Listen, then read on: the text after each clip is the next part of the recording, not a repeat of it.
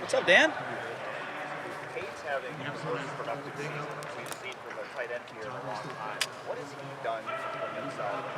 What do they say, Dan? Was it rat poison? Is that what Coach Saban calls that? So we really do have our blinders on. And I think it starts with Cade. He'll be the first one to be like, I don't even want to hear it.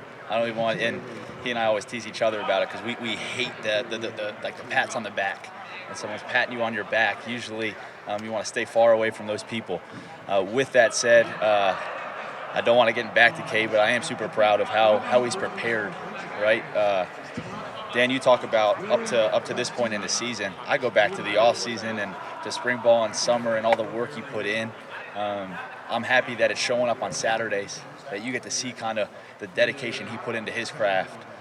So the stats will take care of themselves, but we're going to keep working and see where we're at the end of the year, hopefully as a team, hitting all our goals. How much do you think that mentality contributes to success? Just the selflessness? That blinders on mentality. Yeah, I think it goes hand in hand, right? I mean, we're so process-driven.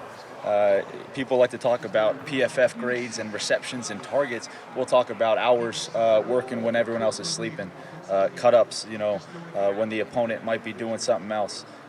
So, yeah, I think those go hand in hand. There's a direct correlation. Cade was mentioning Coach Binks has had a big role on him and has helped him become a better player. How have you seen that relationship help Cade? Yeah, so Sean, Coach Binks, he's the next big young coach out of Ohio State, and I take a lot of pride in that. Obviously, following that path as a support staff member, him and Mike Seleni are just rock stars. But Sean and Cade's relationship is awesome because they're both kind of feisty by nature. So they're always, it feels like butting heads. They're like two old ladies barking at each other sometimes, but I think they bring out the best in each other, and Sean's been a huge help to me. Two tight end personnel obviously changes the front for a defense when you're running the ball. How does it alter how the defense defends the pass?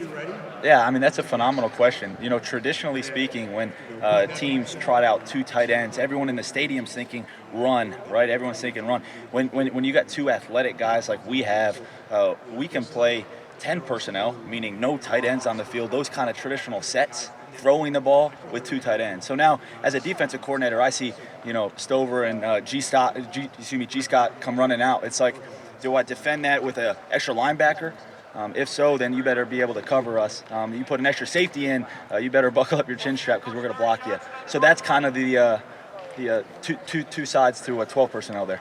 Yeah, you guys use two tight end sets more against Maryland than any other game this year. Was that more matchup based? Was it more of a confidence in G and his blocking and his receiving? Well, I think both, and credit to those guys. Coach Day said at the beginning of the season, this offense is trending towards having versatility.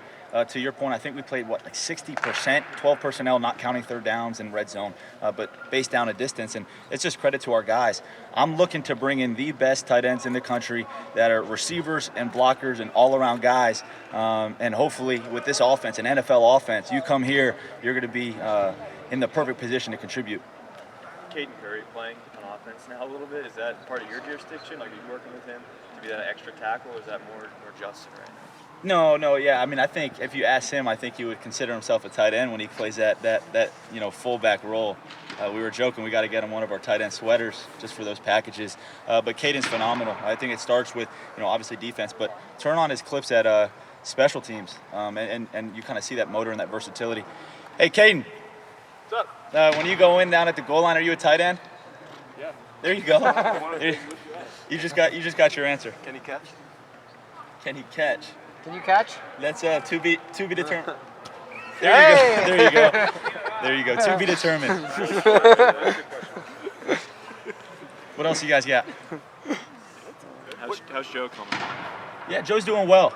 You think, all of the guys, not just Joe, but all of our guys, every day, we're fighting to be the best version of ourselves, and Joe's been doing that, and he'll keep coming along. What have you thought of the way G's blocked this year? Yeah, no, I think it's been really good. G has one of the best first two steps of anyone that I've seen, and again, I credit it. We got a lot of guys here that could help out as far as like a coaching staff and support staff, and a lot of expertise. One guy in particular, Coach Philbin, like Joe Philbin, again, guys, he was an offensive coordinator in the Super Bowl. He was a head coach in the NFL, and he's come in and been a huge resource to me, and to Cade and to G. Like, I challenged them, how stubborn are you if we have Joe Philbin down the hall and you're not pounding on his door, hey, help me with my run blocking fundamentals, help me with, and I know there's rules of things he can do and can't do, but he's definitely a great resource for our players and for me. Definitely, to your point, to G's blocking. Thank you. Thank you. Of course. Thank you, guys. Thanks.